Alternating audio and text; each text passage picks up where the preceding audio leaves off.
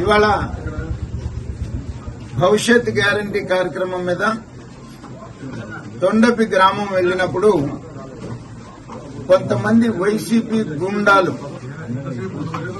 అంబటి రాంబాబు ప్రోత్సాహంతో గంజాయి తాగి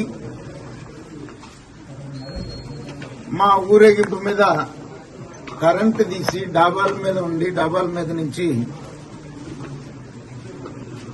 రాళ్ల వర్షం కురిపించి హత్యా ప్రయత్నానికి పాల్పడ్డారు.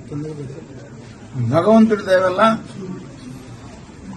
చిన్న చిన్న ఇంజరీస్ తో మరి బయటపడటం జరిగింది.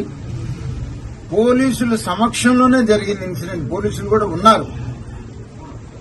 పోలీసులు ఉన్నా కూడా పోలీసుల సమక్షంలో మరి ఇంత పెద్ద దుర్మార్గానికి పాల్పడి